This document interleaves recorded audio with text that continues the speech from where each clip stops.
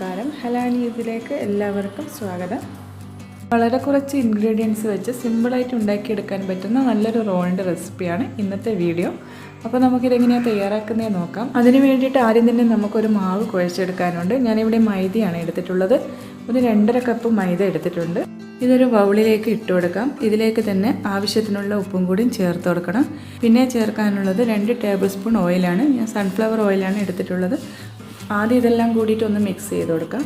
പിന്നെ നമുക്ക് കുറച്ച് വെള്ളം ഒഴിച്ച് ഇതൊന്ന് കുഴച്ചെടുക്കണം. സാധാരണ വെള്ളത്തിൽ തന്നെയാണ് കുഴക്കുന്നത്. ഇതിപ്പോൾ ഇവിടെ കുഴച്ചെടുത്തിട്ടുണ്ട്. സാധാരണ നമ്മൾ പൂരിക്കൊക്കെ കുഴക്കുന്നത് പോലെ തന്നെ കുഴച്ചെടുത്തിട്ടുണ്ട്. ഇനി നമ്മളിത് റെസ്റ്റ് ചെയ്യാൻ വെക്കുന്നൊന്നുമില്ല. ചെറിയ ചെറിയ ബോൾസ് ആക്കിയിട്ട് നമുക്കിതിൽ നിന്ന് മാറ്റാം. ഇതെല്ലാം ഓരോ ബോൾസാക്കി വെച്ചിട്ടുണ്ട്. ഇനി നമുക്ക് ഇതിൽ നിന്ന് ഓരോന്നെടുത്ത് പരത്തി വെക്കണം. നമ്മൾ ചപ്പാത്തിക്കൊക്കെ പരത്തുന്നത് പോലെ പരത്തിയെടുക്കാം. ഇതുപോലെയാണ് പരത്തിയെടുക്കേണ്ടത്. ഇനി നമുക്കിതൊരു തവ വെച്ച് ചുട്ടെടുക്കണം. നിങ്ങൾക്കിപ്പോൾ മൈദ വേണ്ടെങ്കിൽ ഗോതമ്പ് പൊടി എടുക്കാം. 2 സൈഡും നമുക്ക് തിരിച്ചിട്ട് ഇത് വേവിച്ചെടുക്കാം. നന്നായിട്ട് ഇത് പൊങ്ങി വരും. നല്ല സോഫ്റ്റാണ് ഈ ഒരു റൊട്ടിക്ക്.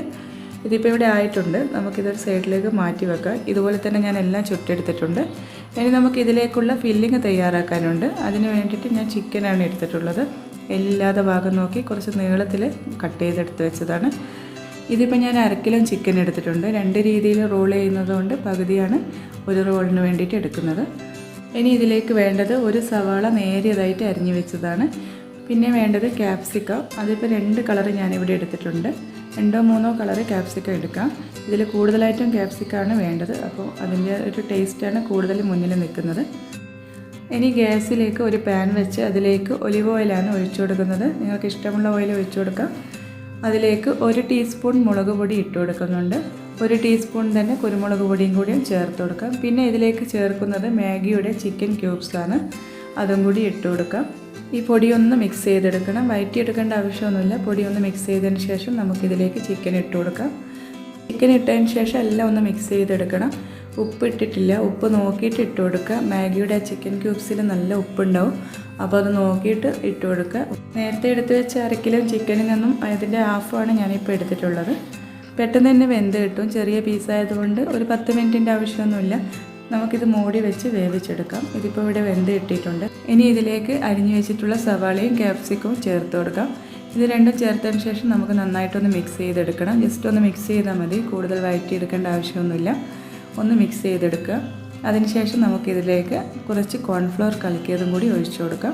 അതും കൂടി ഒഴിച്ച് ഒന്ന് മിക്സ് ചെയ്തെടുത്തതിന് ശേഷം ഇതിവിടെ റെഡി ആയിട്ടുണ്ട്. പെട്ടെന്ന് തന്നെ തയ്യാറാക്കി എടുക്കാൻ പറ്റുന്ന നല്ലൊരു ഫില്ലിങ്ങാണ്. ഇതിവിടെ റെഡി ആയിട്ടുണ്ട്. ഇനി നമുക്കിത് റോൾ ചെയ്തെടുക്കാം. കുറച്ച് ഇൻഗ്രീഡിയൻസ് മാത്രം വെച്ച് നല്ലൊരു റോളിൻ്റെ റെസിപ്പിയാണിത്. ഇതുവരെ ഉണ്ടാക്കിയിട്ടില്ലെങ്കിൽ എല്ലാവരും ഉണ്ടാക്കി നോക്കണം. ഇതിൻ്റെ ക്യാപ്സിക്കത്തിൻ്റെ ടേസ്റ്റാണ് കൂടുതലായിട്ട് ഇതിൽ കിട്ടുന്നത്. ഇതിൻ്റെ സെൻട്രലായിട്ട് നമുക്ക് ഫില്ലിങ് വെച്ചതിന് ശേഷം ഇതിൻ്റെ മുകളിലായിട്ട് ഞാൻ ചീസ് വെച്ച് കൊടുത്തിട്ടുണ്ട്.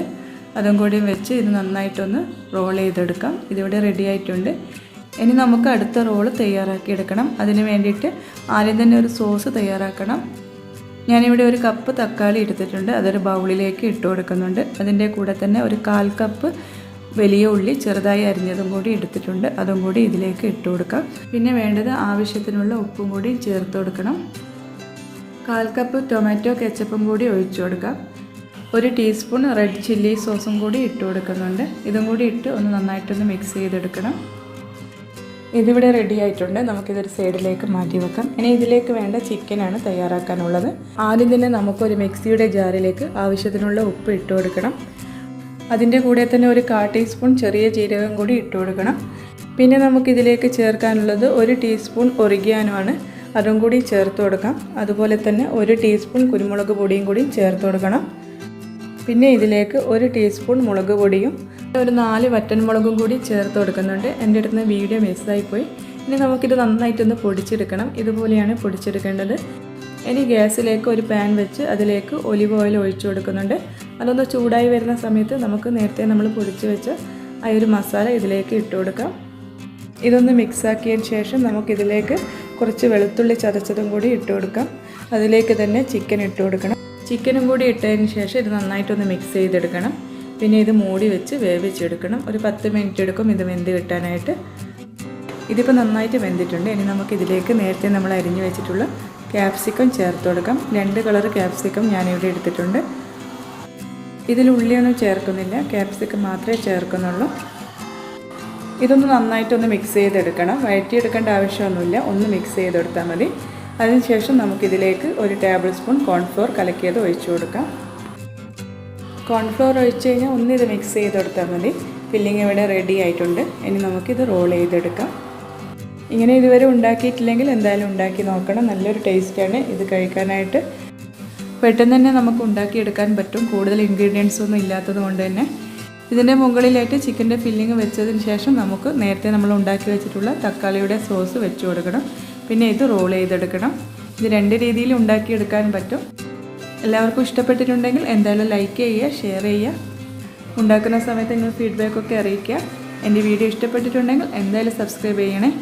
ഇതുവരെ സബ്സ്ക്രൈബ് ചെയ്യാത്ത ആളാണെങ്കിൽ ഒന്ന് സബ്സ്ക്രൈബ് ചെയ്യണേ. നല്ലൊരു വീഡിയോ ആയിട്ട് കാണാം.